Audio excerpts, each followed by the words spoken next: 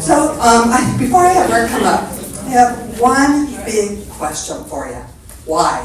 Why do you want to declutter? You have that clutter forever. So, why would you want to declutter? So, there's probably some reasons, each of you differently, of why. So, I want you just to take a couple seconds, plant that in your mind. What's that going to make you feel like before, let's say it is now, and after you've gone through decluttering? Most likely you're going to feel more freedom, I've heard, calmness. There's a lot of reasons. So keep that planted in your mind that that's why you want to learn how to get through it and how to tackle that. So let's get Rick started. Come on up here, my sweet husband, he's worked very hard on this, and I know he's going to do a great job. Thanks, Boss. Thank you guys for all coming. I hope I meet your expectations. Manage your expectations, keep them low. All right, decluttering. This is really interesting if you think about the society we live in. Consumerism dominates our society and our economy. It forms a perpetual cycle of production, distribution, and consumption. The emphasis we place on ownership assigns value. And unfortunately, that's deteriorating human relationships and personal values. So I know we're all capitalists, but this is where clutter comes from. You don't get rid of it. So I'm going to give you some statistics on clutter. This is sort of fun. The first one, I've had discussions with that with a lot of people. People in the psychology business and just normal folks. Nobody believes that there are 300,000 items in their home. However, this was done by UCLA, and I don't know if they counted every toothpick in that toothpick holder. But I couldn't get a hold of that part. All I got a hold of this part. But I like the second one. Is anybody here anywhere close to items that you're keeping that you never use? Think about it. My next favorite one is when we started in 50, the medium-sized home was 980 square feet. Today it's 2,355. Now this is important because let's go back even further in time than 1950. Let's go back to, 50,000 years ago, when our ancestors were nothing more than hunters and gatherers. Think about this. How much stuff did they have, right? Because you start off in January in a cave trying to stay warm. And then you get out of there and you go down into the valley looking for things to eat, right? You go back up into the hills looking for things to kill. How much of it did you carry with you to your next stop? You got to believe it wasn't much. Yeah, they had animals that could carry that stuff, but how many of those animals could they have and still keep taking care of the animals? That's why clutter, as we'll call it, clutter is really a new thing. The rest of this stuff, a perfect example is the average American spending $18,000 per year on non-essential items. I take umbrage to that. I'll decide what's essential. All right, so, and the one line I like is, how many remember this one? He who dies with the most toys wins, right? So, he who dies with most toys wins. You didn't go home and say, hey, I got to clean up around here. I got to get some more of that stuff they're trying to sell me on TV, right? I want to talk about your garage. I'll talk about my neighborhood. I think I'm one of the only houses on the whole block that parks in a garage. We live in California, man. That's a great storage place. It's interesting in the fact that, I want you to go to this one. People that rent storage units or storage space, right? That's the way to declutter, ladies and gentlemen. Get yourself a pod, put it in front, put all the stuff in there and spin it off, right? I don't know if anybody priced this out, but the size of your garage, I figure about 12 by 10, something like that, or 25 by 10. You can rent that for $615 a month.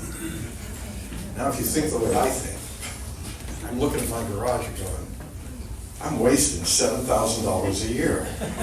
I'm gonna park my car in the front, and I'm gonna get on next door, and I'm gonna rent that sucker out. This is serious stuff when you get, I knew that there was some psychology in here. I didn't know how tough it is.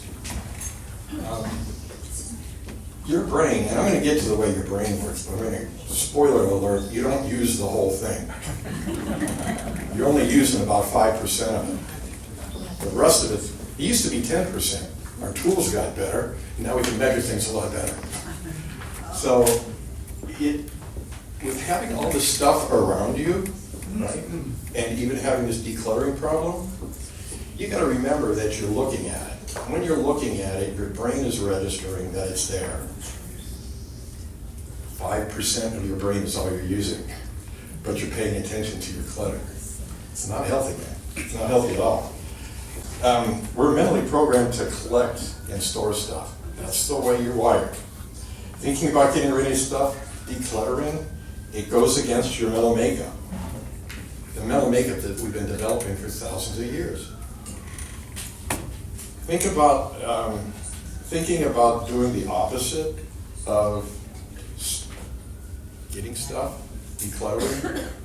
It will cause anxiety. Now, here's something that's going to increase your cognitive load. Read all those ones off there one at a time and tell me, how soon is it before, how far did you get? I know y'all looked at it, but how far did you get before you said, yeah, this is pretty good stuff. I think I'm going to file that, right? Because I need it, right? The way this stuff works. Now, also in there, my partner's come up with a whole bunch of beliefs and excuses for fighting clutter. I'm going to start focusing on a word in there, and it's called beliefs. We're going to learn how your brain develops beliefs. Because that belief that you have, that my kids are going to want that dining room set, chances are real low. Real low. They don't want your dining room set. They don't want your dishes.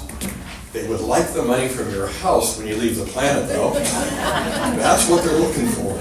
And seriously, that's more or less a normal way to think because they have a life right now.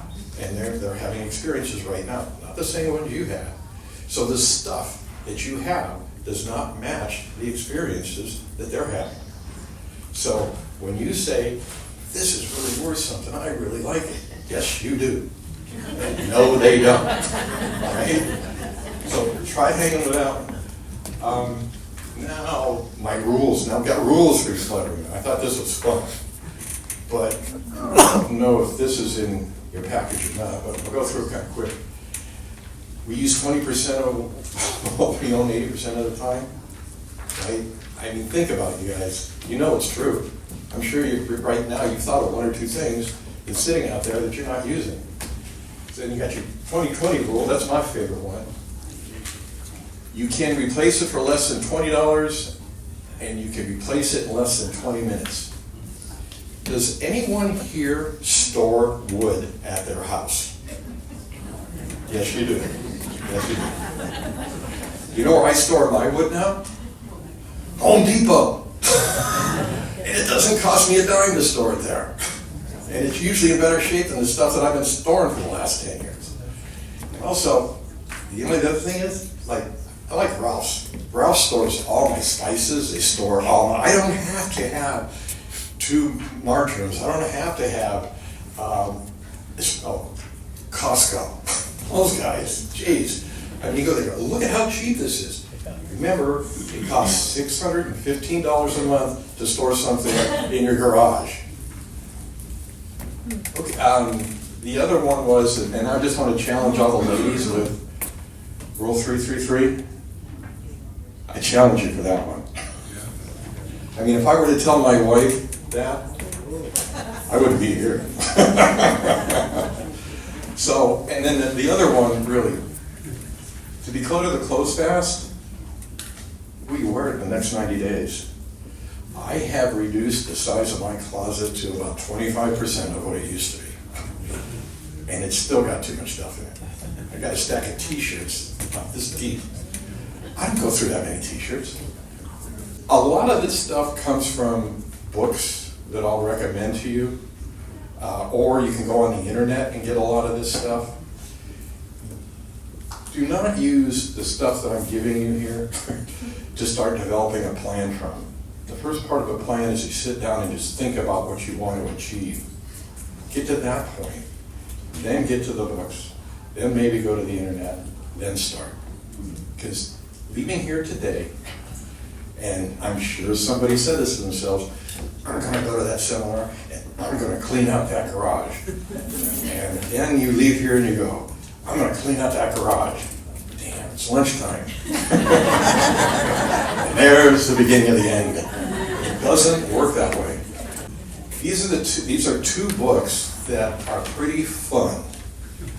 The first one, you can actually, this guy wrote this book, and people are actually providing decluttering services, and they use this for their employees.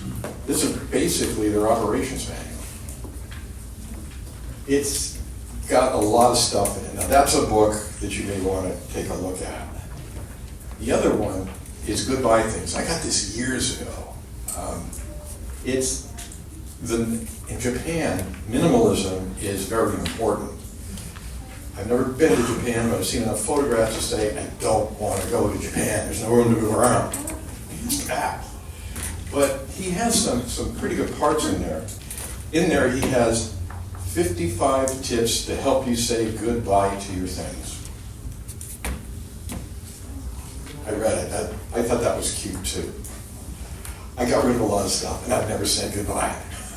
It either goes and donate it, and throw it away, or give it to anybody that will take it. Okay, so here, so again, just going back to the books, this is about the point where we're going to start slowing down from decluttering and the things that you know, and start moving now into clutter and psychology. Okay, remember, I'd just like to point out, Christy said I'm an engineer. I am not a therapist. I am not a clinician, right? Because you're going to have a lot of questions and want to know how this stuff works. You can find it in that first book. All right, so here we go, psychological effects. I'm going to ask some questions. I'm going to need your help. Who here, by show of hands, is familiar with road rage? Wow, did I get lucky? When you are going through that road rage thing, and let's pick an example. The guy in front of you has had his blinker on for the past mile and a half, and you're getting a little upset. And now, he's decided to slow down. Now you're getting a little bit more upset, and he still isn't turning. And now, you're going to run into the back of his car, or you, like a lot of people, you get up beside him, get his attention, and tell him he's number one.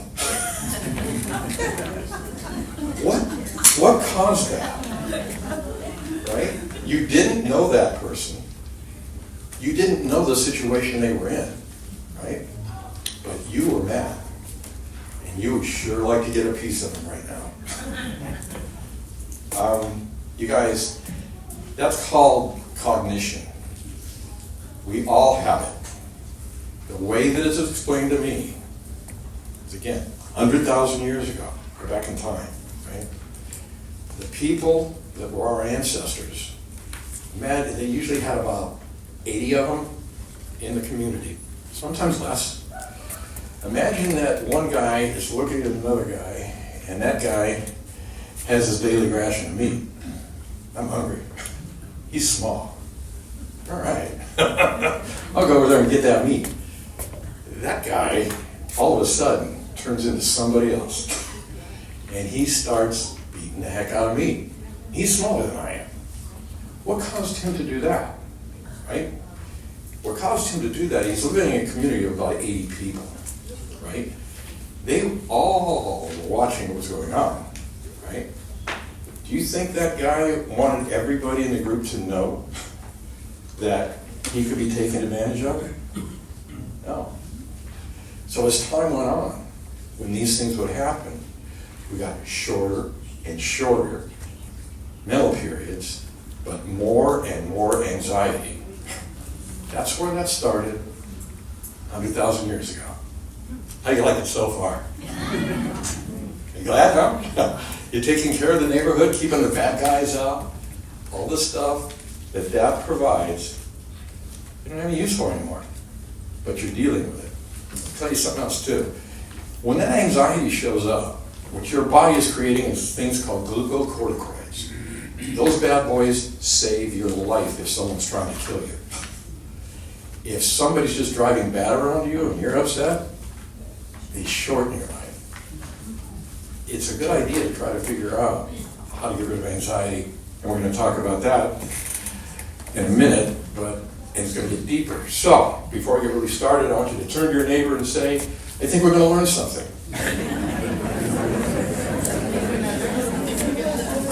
Now turn back to them and say, it's about time.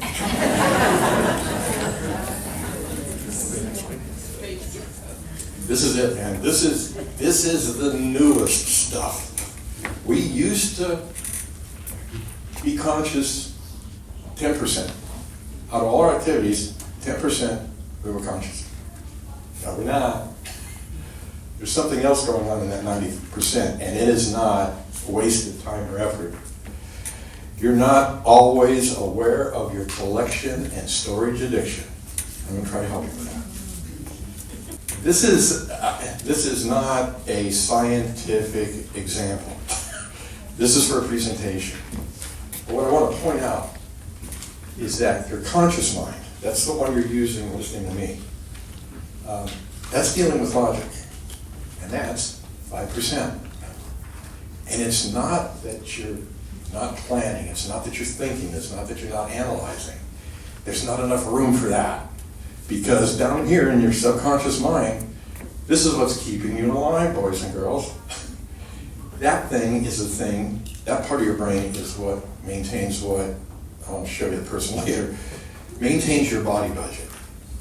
Without knowing it, your brain has been paying attention to what's going on right now. Your subconscious has been paying attention to what's going on right now. And that subconscious part of your brain is deciding on what they're going to do with the oxygen supply, what they're going to do with the amount of hydration you have. How about enough oxygen in your bloodstream? And it keeps checking with the environment. You have senses for that. And it keeps going back into itself and going, okay, how are we doing so far? Emotions and feelings. Remember, it's the second time you heard it. It's the second time out of the 100 I plan on laying on you. Emotions. I was just talking with Pamela. I was just talking to her about that. I grew up in the 60s. I'm 72.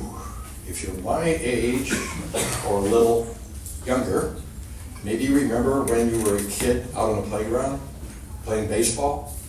Baseball hits you in the head, and you go, ah, and all your buddies come up to you and say, hey, come on, man, rub some dirt in it. Crime's for girls, not for guys, right? And after a while, that sort of evolved into real men don't have emotions. And I hope this is not the first time you've heard that. But guys my age and close to it, we've all been there, right? Emotions are useless. They are not. They're very, very important. And I'll share that with you why. And my favorite one, cognitive bias information systems. Just by a show of hands so I don't bore everybody, how about, does everybody here understand what a cognitive bias is? Hands? Okay, good. All right, I'm glad I studied it. We're going to go over that in a bit. But the one thing that I'm going to come back with later is the subconscious mind and how images tap into your emotions and they really just bypass. You don't know it. It's one of the reasons that in my office I have posters, and those posters have sayings on them.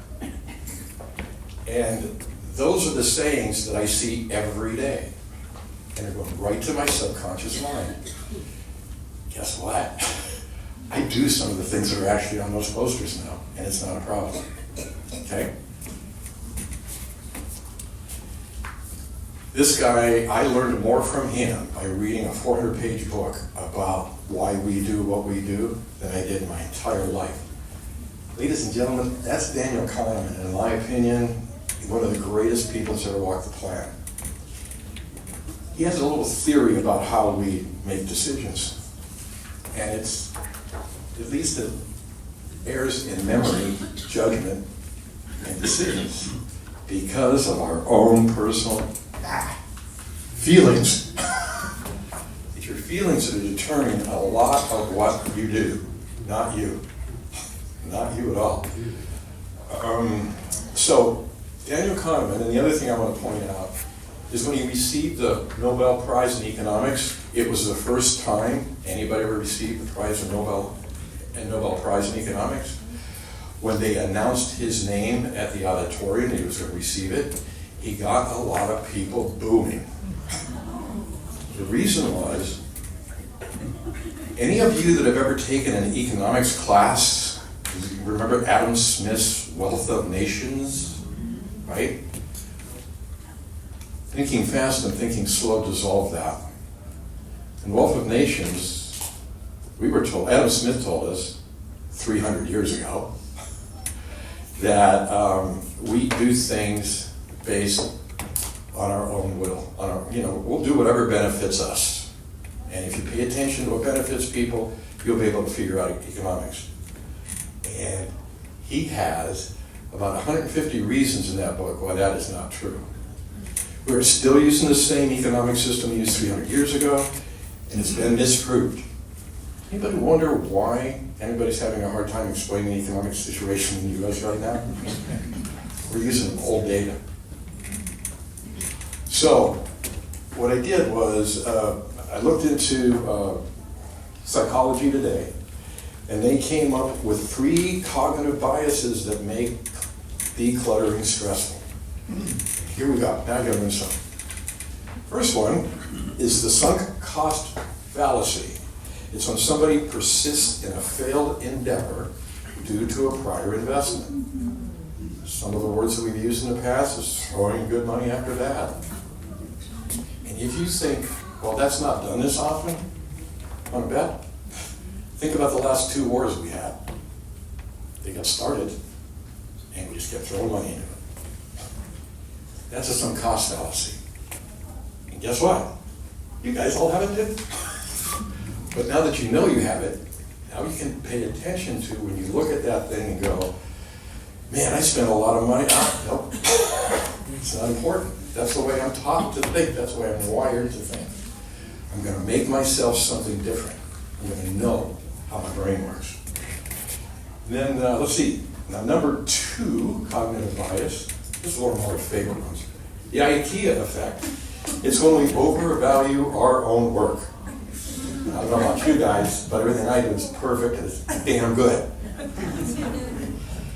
It's important to consider other reasons for keeping items rather than staying focused on past investments. This is the reason I put all this in here, because I know somebody's going to say, that's not true. Oh yeah, it's true. People built furniture. The furniture that they built from IKEA, they would pay more for than the furniture that wasn't good. Next one. All right, and the winner for the most anxiety cognitive bias is loss aversion. I'm telling you, there's like over 150 of these things. Everything seems to keep pointing back to this. I have been through this with several different situations, several different people. I now understand how important stuff is. It is something that the anxiety that you get from giving up stuff, it's tough. I mean, People hate to lose. They hate to lose things. I've been starting to pay attention to this just for myself. I can't believe it. I misplaced something and I go through a little anxiety, right? I lost it. Just my car keys. I've lost my car keys 1 million times. But you get that, well, if they're gone, what am I going to do next? I got to be here this time. That's something to know that you have. It's not something that you decide. It's something that is ingrained in your brain. Now, we're going to get more and more to the brain and less into decluttering, but I promise you it'll all come together.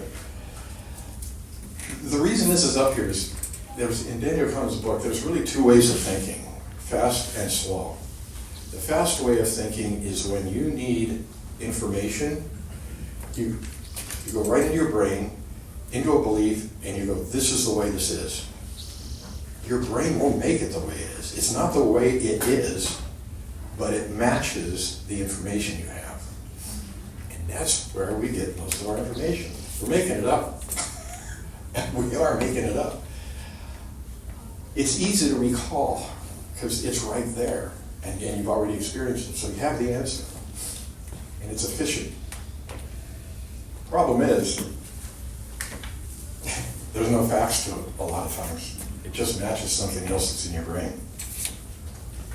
This is, gotta be honest, I didn't like her for a long time. This is a lady that told me that I had emotions. That not only made me mad, I wanted to go to Massachusetts and smack her in the head. I had to read the book twice. I do have emotions. I don't like it. But here's the stuff too that's important. The reason that last slide was important is how our brains are wired. These things work really good. People have been using these things for over 200,000 years. They work fine. We're at the top of the food chain, right? There were other sort of humans that never made it as far as we did. The fact is, they probably spend too much time making things accurate instead of trying to stay alive. Now, the other thing is the last time I did this seminar, I stood up here and I said, decluttering is not your fault. Well, I read the book again. Maybe it is your fault because we're the only ones that can change a lot of this stuff. You're actually going to have to, and I'm sure you've heard this before, rewire your brain. Why don't you take a quick look at this? What does your brain believe when you first look at those images? Clutter can create illusions, which creates feelings. I want you to, feelings just are. You can't do a lot about it. I had fun with this one, I'll tell you. This thing here, going back again to Daniel Kahneman, what they do now if you're in college studying psychology, they'll pick out 6 people. 5 of them, they're going to say, we're going to trick this next person we bring in here. We're going to tell him that this line is longer than that line. And everybody's going to agree to it. So they bring the other person in, they'll sit down, the guy in front says, okay, which line is longer? And of course, the one guy doesn't know, so, oh, both the same, I've seen this before. And somebody else will say, oh no, that's not true. And they'll say, this one is longer, I can prove it. And then another guy will say, it is longer, what's the matter with him, right? And now you get 5 people telling him that this line is longer. Guess what? By the time they're done, he agrees that that line is longer. He wants to be part of the pack. This is all what they call environmental psychology, which to me is kind of weird because I want to go back that far in time. Do you want to know Okay, here we go. what it is? The matrix is everywhere. It is all around us. Even now, in this very room, you can see it when you look out your window or when you turn on your television. You can feel it when you go to work, when you go to church, when you pay your taxes. It is the world that has been pulled over your eyes to blind you from the truth. What truth? That you are a slave, Neo. Like everyone else, you were born into bondage, born into a prison that you cannot smell or taste or touch. A prison for your mind.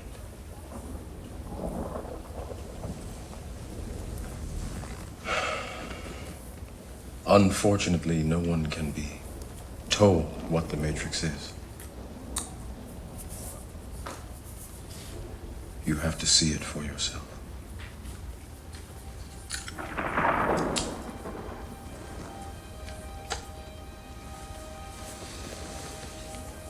This is your last chance. After this, there is no turning back. You take the blue pill, the story ends. You wake up in your bed and believe whatever you want to believe. You take the red pill, you stay in Wonderland, and I show you how deep the rabbit hole goes.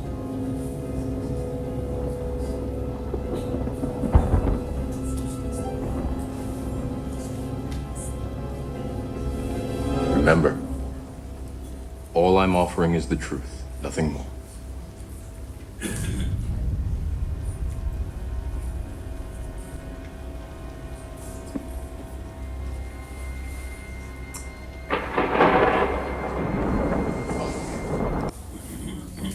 Anybody remember that movie? Have you ever remembered that part of that movie? Thank you. I watched that movie 3 times and missed that every time. I was looking at all the action that was going on. But this is automatic thoughts, steering actions, creating a simulated reality, fostering passive behavior, such as hoarding possessions. This is what you're designed to do. By the way, anybody here remember taking the blue pill? All right. This is facts. Decluttering is overwhelming, but let's call it what it is. It's anxiety, right? It's not fun. You can't say that, well, I can handle this, because you're going to feel what your brain believes. And your brain believes that you've got to have stuff, and you don't throw stuff away. That's what you feel. That's what you feel. And that's why when you're looking at stuff and going through this, you get hit with a ton of emotions.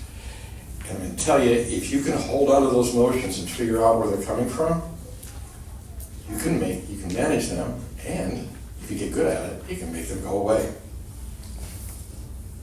So this is how you do this. Anybody, I'm sure some of you have heard of mindfulness meditation. Matter of fact, mindfulness really took off after that movie came out. The first part of this century, the number of people that were paying attention to this went up dramatically. All you have to do, and this is it, is label your thoughts and feelings and sensations in the body without judgment. So when you feel that you have a pain in your shoulder, don't look at it as pain, acknowledge it. You go, there's a pain in my shoulder. There's a process for this. And guess what? A lot of times that pain just goes away. It was never really there. It was here. A lot of physical therapists are good at this stuff. So mindfulness can manage the negative effects of decluttering.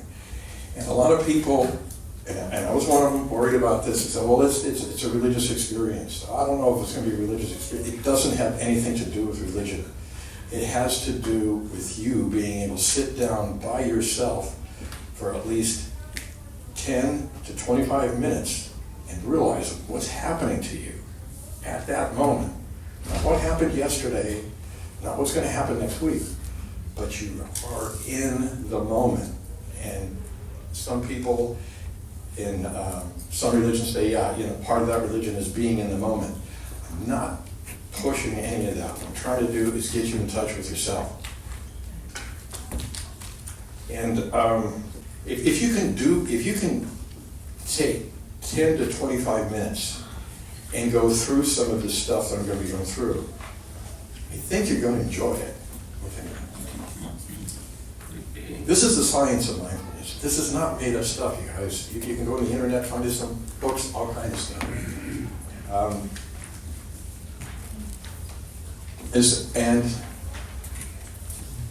Wow. When I first started studying this, one of my coaches was having me meditate. I knew nothing about meditation. He didn't tell me, he said, just meditate. And so what I thought meditation was to sit down for 25 minutes by myself and just clear my mind. Now that was back in 2009. Now I sit down every day for 40 minutes and 18 seconds. And I'm clearing my mind, and I'm mixing both mindfulness and meditation. And I promise you, or at least I can vouch for number one, anxiety and depression may need, that I can vouch for that one. Number four, I can vouch for mental clarity and focus.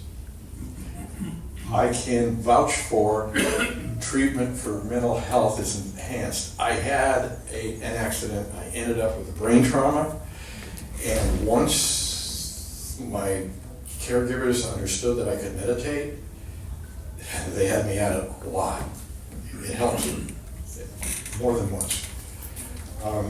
Number 10, your mood can be improved. Now, I'm going to ask somebody a question that's not prepared for it, and let's see what my wife says. Since I've been doing that, has my mood improved or is it the same? It's much better. Okay. And my favorite one, sleep may improve. I don't know about any of you guys, but I've tried all that stuff, right?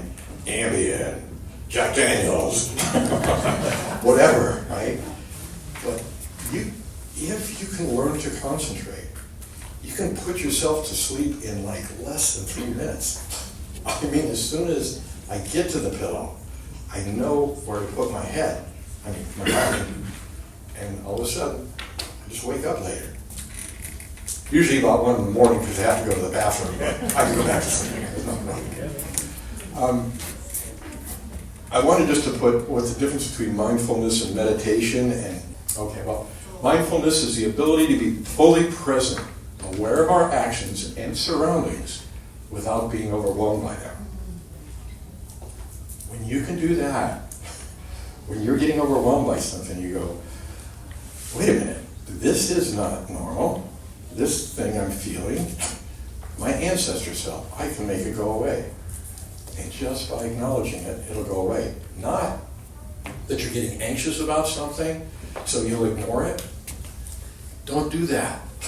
All you're doing is putting it in that big container and storing it someplace else. It'll come back. Now, meditation explores the present moment without altering it. I love that. I mean, that's when I stop thinking. I can stop thinking for a good part of that time, and that feels good. It delves into our senses, emotions, and thoughts. And I have to use that to get back to mindfulness. If you're going to start this, start with mindfulness, because it's easier, and there's more of it available. Meditation takes a little bit more mental work, and there's different things coming from different places, transcendental meditation, all kind of different stuff. I'm just using this stuff to make myself feel better. All right, the least expensive book that I could find that did a good job at this is Michael, I can't remember his last name, Michael Smith. And it was Mindfulness Meditations for Anxiety. After my accident, and this happened about 2-3 years ago, some of the sensations of that accident came back to me. And I had the MDs working day and night. What's the matter with him? Why is he getting it? It was dizziness. Why is that coming back? Nobody could figure it out, right? Until they all told me, I'm sorry, there's nothing else I can do for you. And I thought at that time, well, maybe you can't because you don't know, but I'm going to find out. So I spent a lot of time on the internet, and there was something called post-traumatic stress disorder that apparently I was suffering from, but the way I was suffering was I would have these bouts of dizziness. So I found this book, picked it up, and just went through it and go, oh yeah, I remember this stuff now. That took about 2 weeks and it's never come back because I was paying attention to it. I wanted to highlight this piece of it to give you an idea how this works and what's in this book. This book is not a book that you read and start this stuff. You just do this one chapter at a time if it applies to your condition or your feelings, right? But we'll just talk about anxiety. It's my favorite one. You sit there and you just let the anxiety be there. Acknowledge it. Try to get acquainted with it. Befriend it. Pay attention to it. It's getting you used to the presence of anxiety. And once you can get used to the presence of anxiety, you can kick it out of there. This guy, I think, I put him on the same level as Kahneman. I want you to look at this part in the upper left. Our feeling body is much stronger than the thinking brain. Now that's a little weird in a way, except for the fact feeling, getting in touch with those feelings is stronger than you are. Get in touch with the feelings. It's stronger than your brain. Your brain is generating those things based on what's happening, and it's what your subconscious mind thinks is happening. Now, I learned from this guy, how I found him, this was over 10 years ago. I was trying to figure out why some people at the gym showed up there every day at the same time and they worked their tails off.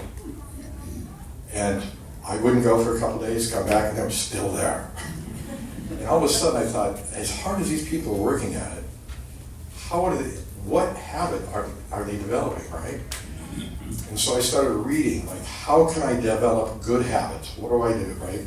Well, mostly I got was willpower, and most of it was, again, go, suck it up. You know your brain's not going to want you in the gym. I am not like that anymore.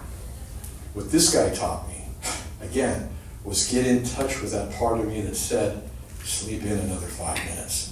Don't do it today, do it tomorrow. That still comes back.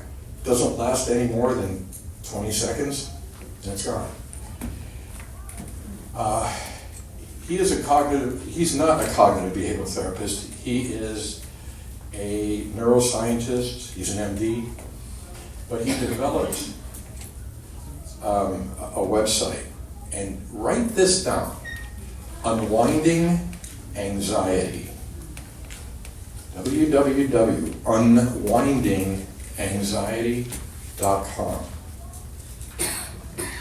He now has a program online where he and his team will act as your therapist to teach you how to do this stuff. I'm embarrassed to say that I signed up for it, but I got busy with this and I haven't gotten too far into it. But I'll tell you what, I trust that guy almost as much as I trust my wife. He is a smart son of a gun. The book, The Craving Mind, when he put that together, he challenged people. He's trying to help people with cocaine addictions but couldn't get the funding for it. But he could get the funding for people that had cigarette addictions. And the way that it worked is the people that had the cigarette addictions that went through his process ended up with a lower recidivism rate than people that did the one from the American Cancer Society. It works. Stuff works. Okay, now we're going to switch more out of decluttering. I said decluttering, Christy. No, you're fine, Sydney. I said decluttering again. So we had a discussion. She said, you're talking too much about psychology and not about decluttering. So I said, okay, I'll say decluttering again. So I got even. All right. What we want to do is get to a point where you can start using your beliefs and get over here to where more facts are. Your brain's shortcuts to simplified and sometimes bad information. So a lot of times, you're dealing with a situation and you don't have the energy to put into it. So you're going to pick one of the bad ones. So you have a reason, but it's not where I'd like you to go. So what I'd like to do is get you a little bit more comfortable with cognitive bias and how this stuff affects us all. I showed you how cognitive bias relates directly to decluttering. I'm going to show you how cognitive bias relates to things like anxiety. I'm not going to go through them all. There's 180. I'm just going to add 2 more to this one. It's the first one, and the biggest one, it seems. Confirmation bias. I mean, if you think about what's going on in this country right now, do you think that there's anybody that's not giving credence to evidence that fits with their beliefs? That is, again, their beliefs are correct to them, and there's nothing wrong with that. But your beliefs about stuff that we have coming up are correct for you, but you may not like the results of those beliefs. So now you're going to have to dig deep and change those beliefs. You can't just get rid of them. There's no way to do that. Get rid of them.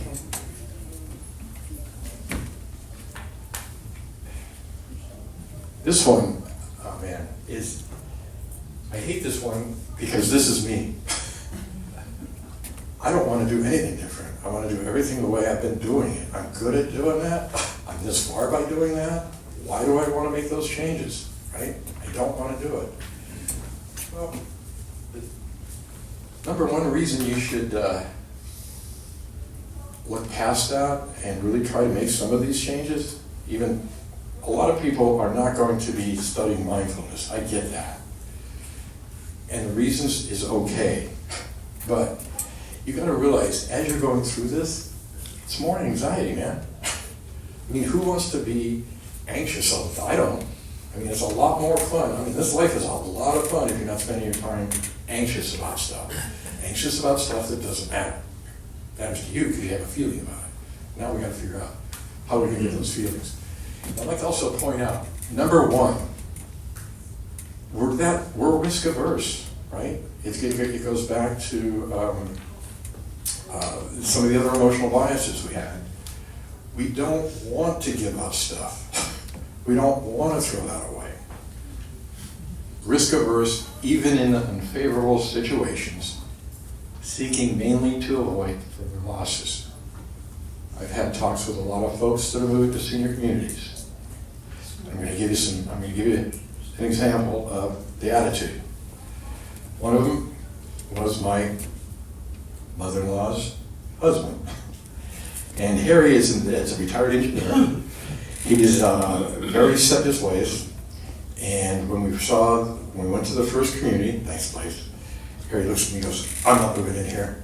And I said, "Okay, I get it." He said, "Don't you want to know why?" I said, "Okay, fine." He goes, "There's nothing but old people here." And I said, "Okay, tell me more about that." He goes, "Oh, look at them, they're old." I go, "Harry, how old are you?" He goes, "Well, I'm 82, but I'm not this old." I said, yeah. So it took a lot of work on Christy's part to get him to move to this place. He is having more fun now than I've ever seen him have. He's with people his own age. He's got his own groups of different engineers. He likes where he's at. He doesn't, and he said, "Sell my condo. I don't want to ever go back there. I like this here." So, plus, when you have that mentality, you're not motivated to make a change. You're going to miss stuff. If your brain is telling you don't make a change and something out there is good for you, you're going to stick with don't make a change. You're going to have to get over those. And you're going to be more attentive to negative and positive information because it goes back to that confirmation bias. You're going to stick with the information that sticks with what you've done before. And then good point. The last one, prone to feel helpless and not in control of the consequences of change. None of us control change. My wife thinks she does. But none of us can control that. But what you can do is you can manage your feelings about that change. And some of those changes can make you healthier, make you happier, make you more fun to be with.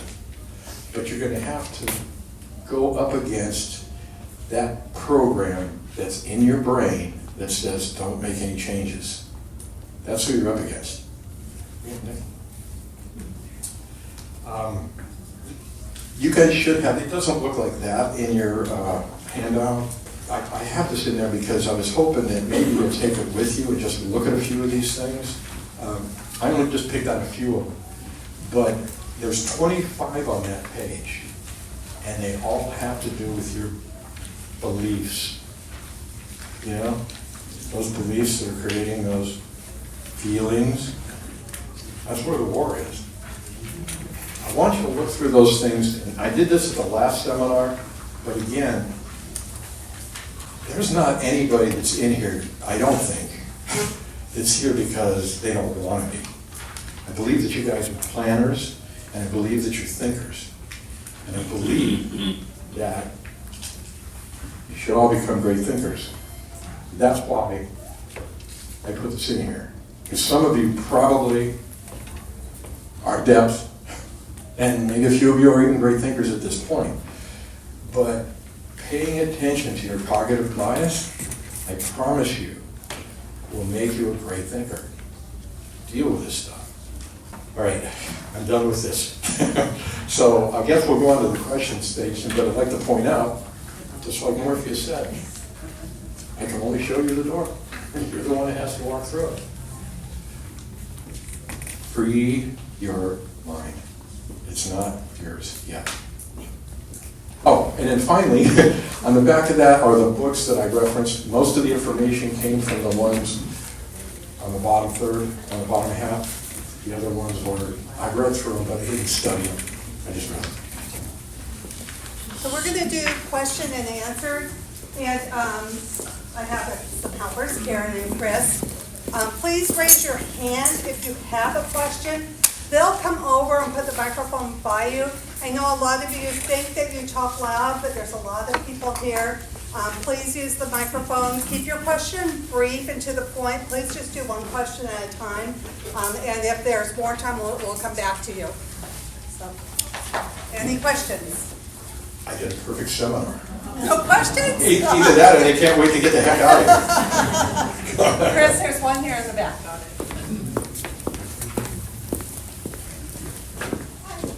Hi. Thank you, I really appreciate your time and effort. Can you hear me? Yes, ma'am, I certainly can. Okay, I hate these kind of things.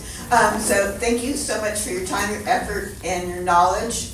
I agree with it, even though sometimes I don't understand. I'm just gonna ask you, I sort of take things in 3 bites. What are the top 3 things? Because right now I feel a little overwhelmed, and I agree with the books, because whatever. Could you give me 3 bites to go to bite the elephant that's in front of me? That's a great question. I mean, the way I can make it the simplest is get back, can we go back? I can't remember the name of the book. 1 and 3? Yeah, the mindfulness meditations for anxiety. That'll cost you $22, and in the front of it, he'll give you some pretty good ideas. Then the one thing I wish I could do and I can answer this question in a couple of weeks, is do you use the internet?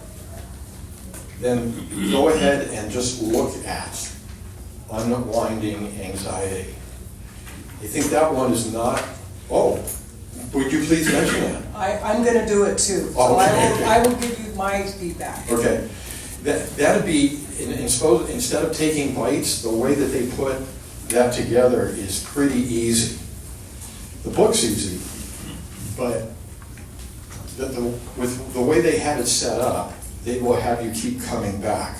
Because what you're going to do is you're going to go to the book and you're going to look at maybe the first chapter or something, and then you're going to look at what you think works for you, and then you're going to get busy. They'll charge you, if you do it for 6 months, they'll charge you $140. Which ain't bad, to have a group of therapists helping you understand how your mind works. Because you can read this stuff. I mean, I started reading this stuff in 2009, and it took me a while to get here. But I trust Brewer with my life. I mean, I think that whatever he's got, I just scratched the surface. I didn't go too deep into it. But I just ran out of time, and I paid for it, I'm still gonna do it. But the one thing that I trust, anxiety sucks. It really does. I mean, why are we as a society right now, why are everybody in this room, we're getting hammered with stuff we paid for, we wanted, right? It's my stuff. But it makes me feel bad. It makes me feel bad. I don't want to feel bad, right? How can I stop feeling bad? Best way to do it, and tell me, here's one of the things I think of. Why don't you use decluttering as your basis for learning about anxiety? Try to declutter something, or your start, right? Say, well, I'm gonna get rid of this, I'm gonna start in the garage, right? And you start in the garage and you start feeling miserable. That's when you sit down and say, okay, why do I feel miserable about this? Where's that misery coming from? How long is this, and you're gonna be with that misery, anxiety, and it will all of a sudden back off. And at that point, you can go back to doing your decluttering, or just leave it and come back at another time. But I would like to, I really want to pitch this. You came here to learn how to declutter, but I ended up teaching you how you declutter. So what I'd recommend is spend some time with unwinding anxiety and then declutter. Do them both at the same time. Because if you buy this thing online, they have people on staff that you can actually set up appointments with. So you can say, I'm trying, and you can do it either by voice or by email from what I've seen so far. I said, I'm trying to figure out how to get rid of anxiety when I'm decluttering and nothing seems to work. They'll work with you on that so you can learn how to do it. It's not gonna take you a year. It's not gonna take you 6 months. It should take you less than 8 weeks to get really good at it. I want to give an example. Let me give a quick example. Mark talked about decluttering the garage. We went through that. So we got everything off the shelves, everything out of the attic, and I decided I didn't want to move stuff back up in the rafters because we're getting older. I don't want her climbing up there. And, so there's only limited space along the side. So we took everything out. And then we sorted as we're taking out things that we knew we could donate, things we knew were trash, nobody would want them. And then we had a big pile of, yeah, maybe I want to keep this. And so a week or two went by and I went back into the garage and with a mindset, okay, I'm really gonna say, do I really need this? There's a belief that I really think I need this. One of the things, we used to camp when we were younger, and we have all this wonderful camping gear. At this age, am I going to go camping? He brought it up probably 8 or 10 years ago. I'm like, you're going to have to find a hotel where I can take a shower because I'm not going there and camping for a week, And so it's like coming back to it with, I have these beliefs, I want to keep it, I'm not letting go. But it's like, take away that and really analyze, is this something that's really important? Is this something that I absolutely have to have? And it's a hard thing to go through. It creates anxiety. It still creates it when I think of the big pile that we went through. I mean, we had so many maybe stuff that ended up getting donated. So anyway, sorry I had to add that. Thank you guys both for being here and sharing your knowledge, and that kind of answered my question a little bit. I have married, children, the whole thing, and saved all my china. And I'm thinking, I think I've dabbled in the idea of selling it online and maybe bringing it to a consignment shop, and their china is, for the kids nowadays, is solo cups. If anyone knows, those red cups and chinettes with paper plates. So I said, so I basically won't get any money for that, and they said no. And so, again, for me, the anxiety, and yes, it's only a box and a half, but it kills me to try to sell it. And I know there's a place called Replacements, but they don't want to pay me anything either. So I guess mentally, and my sterling silver, I just don't want to give it away. Just use it. I- Just use it. That's what I think of mine. I do use it, but it's. But one of the things too, in the package, I have places you can donate to, ideas for selling. And one of the things that I had to take a mindset on is if I'm not using it and it's sitting here collecting dust, can it go to a home somewhere where somebody will really appreciate it? Now, your silver, you probably can get money from that somewhere, but a lot of our belongings, it might be just better to donate. Thank you. Plus, I want to go back to the anxiety thing, right? It doesn't, that stuff doesn't mean anything to anybody. It seems like it means something to you. It's stuff that you have an emotional attachment to. And the idea of giving it away makes you unhappy, right? The thing is, get in touch with that unhappiness, because this is why decluttering is a good idea, because now you can practice that. So you can practice where those feelings are coming from and how to use those feelings. Because the next time some guy drives by you and tells you you're number one, you can laugh and wave. That's where you want to get to. Rick, this brings up a issue for me.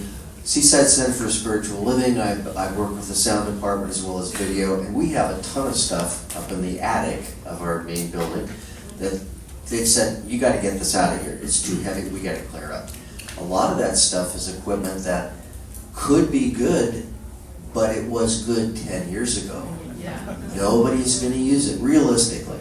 And now we're thinking, okay, somebody out there probably in the world would pay us some money for this. What's it gonna take to get it in the hands of somebody who wants it and get paid for it?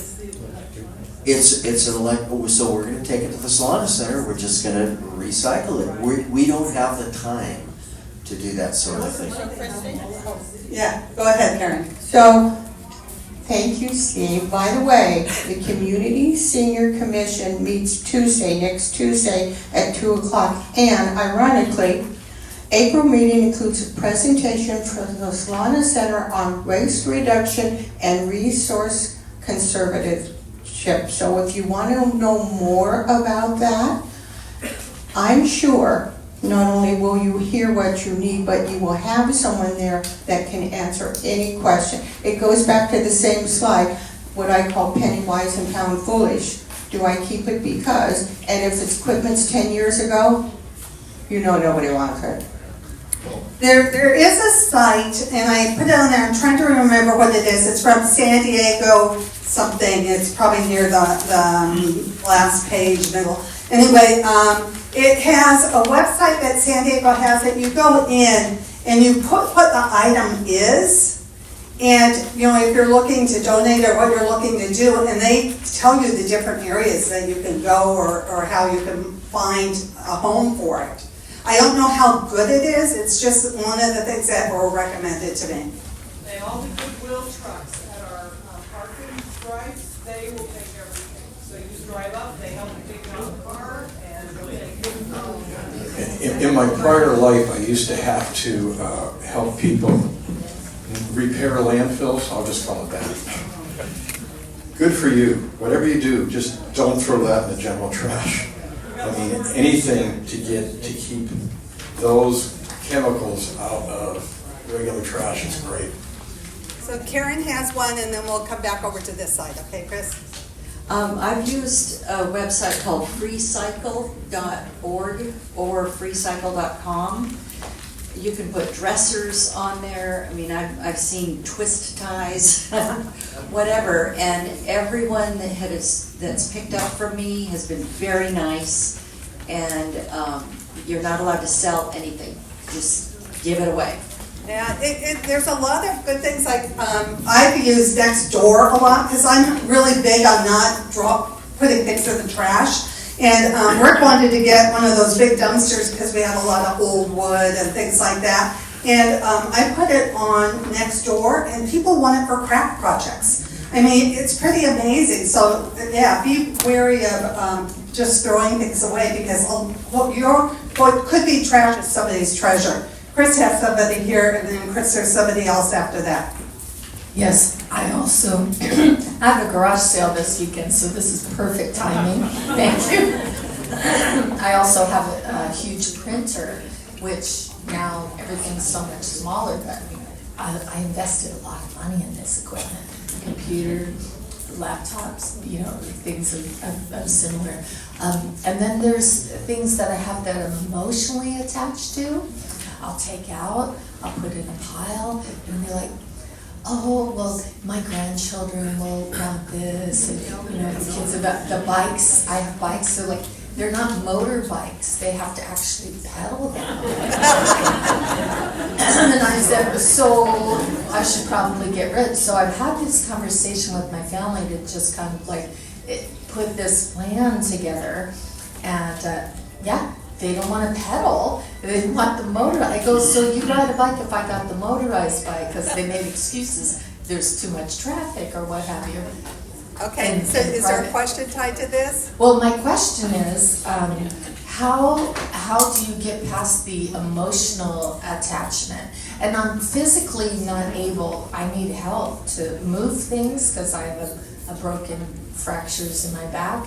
So when you get stuck in that, like, I'm trying to get all this out, where do I go with that? I would still start with unwinding anxiety, but here's the way it's gonna come down, right?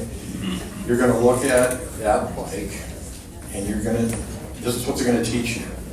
You're gonna look at that bike, and then you're gonna get a feeling about it, and there's somewhere in your body that you can concentrate on and notice where that feeling is coming from. You're going to pay attention. It's going to take about 20 minutes. You're going to pay attention to where that feeling is coming from.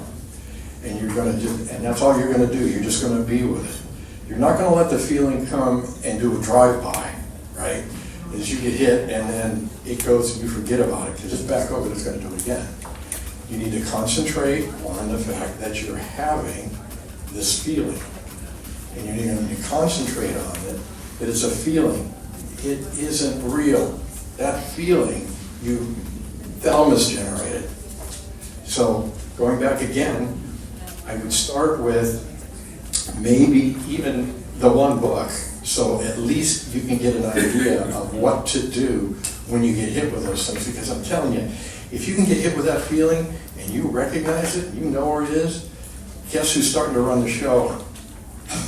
That 5%. Use that, because there is no more room in the 95%. We have a few more questions. Please go ahead.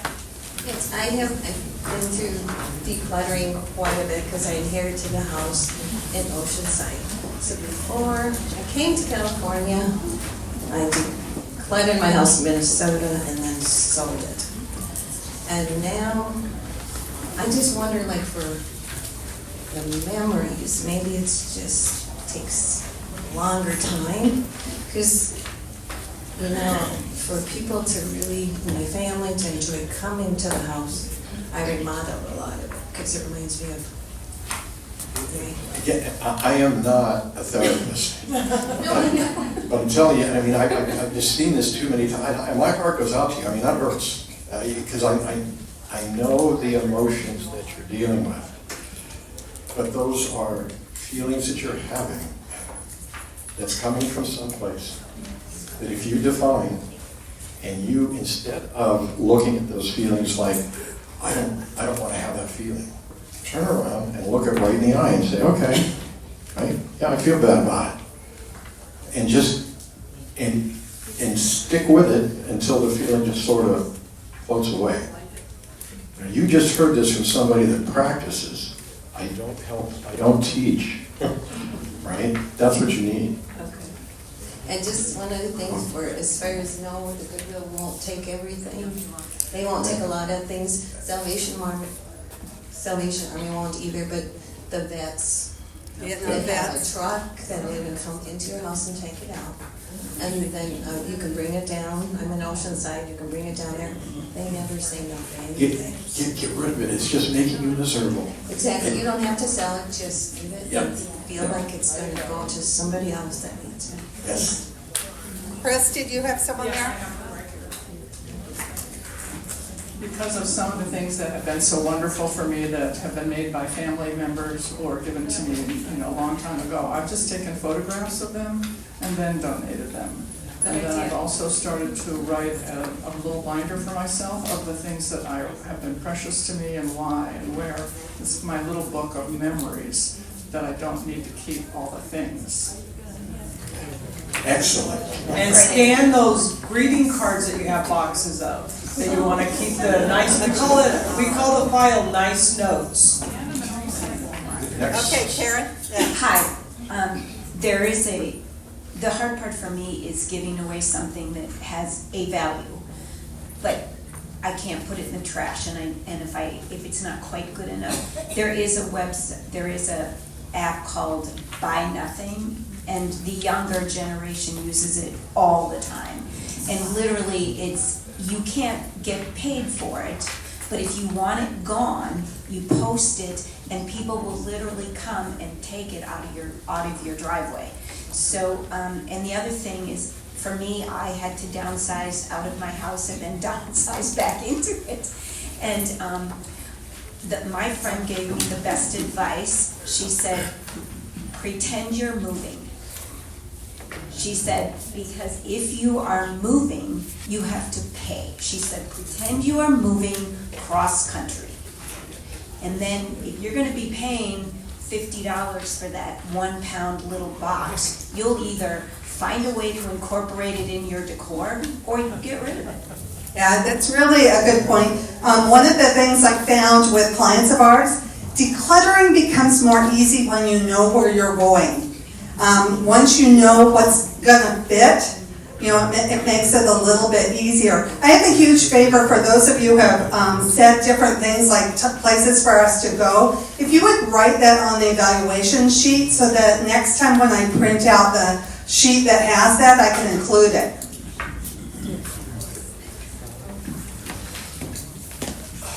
We have one more. I use black bags to put stuff in there, because if I put it in a black bag, I'm not gonna go through it again. If I put it in a white bag, I'm bound to take it out. So then once it's in a black bag, I sit it outside and it's gotta go.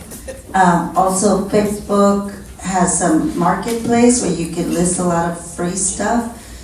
And you can also sell stuff that you don't really want to part with, that you maybe get $5 for it, but that's 2 tips. But I had a question about the facts versus the beliefs here. I wrote it down. Why is it so difficult to gather facts if they're facts? And then the beliefs are, why are they so efficient? Rick, take the microphone. Thank you. You already have the beliefs in your subconscious, right? So something happens that I need information on, I'm gonna access that one right away, because I already have it, right? But if it's something that's a little different, right, I'm still gonna access it. If it's something that is totally different, I'm still gonna go to it. We're lazy. And that's not a fair thing to say, but that's why we're at the top of the food chain. I don't want to, my brain does not want to expend the energy to get the facts and to go through the facts. A lot of times, I'm trying to get over it. Unfortunately, I'm a former engineer, right? So everything is pretty much based on the facts, right? But that's not the way people work. People will base their decisions on what is easy to get around, right? Yeah, just grab this. This happened before, right? And our minds are set up such that we'll exaggerate the heck out of what happened before. Really, a lot. to make it match this, or even to make it match what we want this to be. So that's, and a fun thing is, that's why how emotions are made is pretty cool. She's got a whole chapter in there. This is making a mess out of the legal profession, right? Because you get somebody that says, I saw this happen, this person hit that person, right? A lot of times, it never happened. But that person that said that believes it just as much as they believe that they're walking on the planet. And when you have people in court doing that, that becomes very interesting, especially if you're a juror. Because they're going to tell you, listen, that person probably didn't even see that. Right? And so, but that person didn't lie. That's what makes this stuff interesting. Because it's your mind that's generating it. It's made to generate it. That's the way you're built. I mean, seriously, if you want all this stuff to go away in the future, we got to all start talking about it. And maybe sometime, I don't know, 5,000 years from now, 50,000 years from now, we won't be like that. But it's going to take a long time to change this thing. Steve, did you have a question? Come up on the stage. I just got a real nuts and bolts. It's very quick. Raise your hand if you have electronics of any kind, cell phones, printers, computers, that you would like to get rid of and don't need to try to sell. Solana Center is the name of it, solanacenter.org. It's not on her list. You might want to write it down. They're next to this, up behind the sheriff's substation, right down here off El Camino Real. They're only take donations, I believe it's Thursdays and Saturdays, solanacenter.org.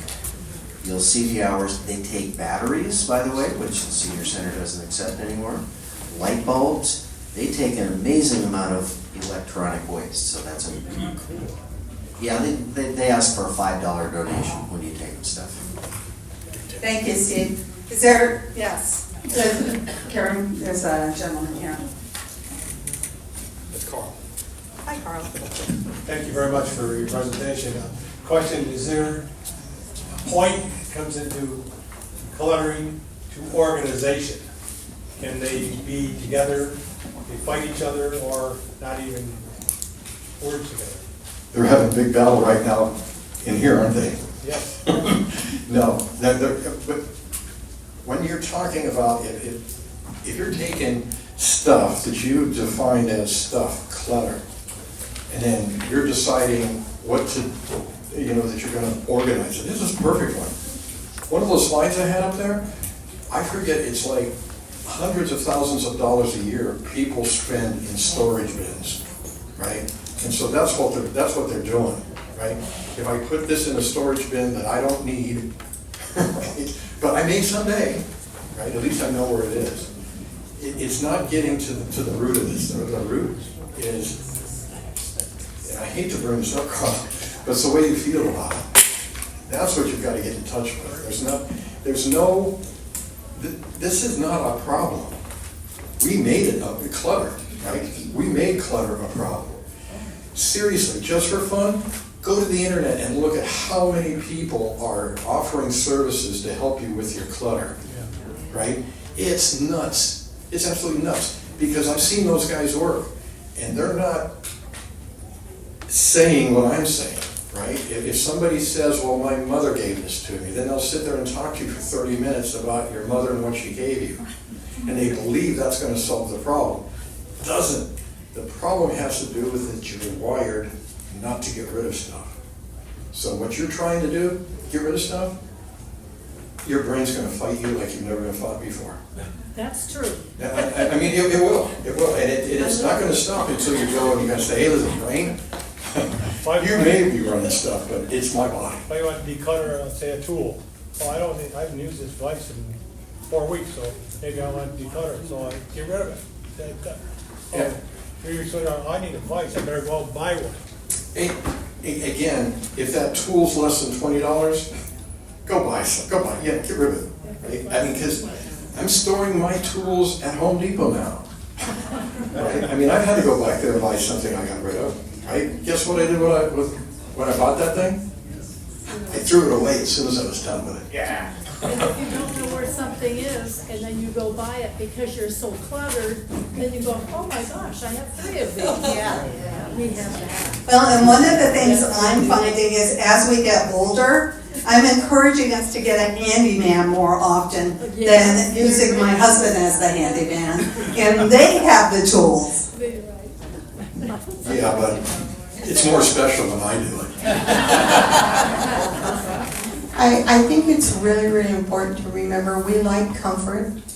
We like things to say they were, because it's familiar. So maybe it's time to, as we talked about, explore uncharted territories and get rid of stuff that's quote unquote weighing us down physically and mentally and emotionally.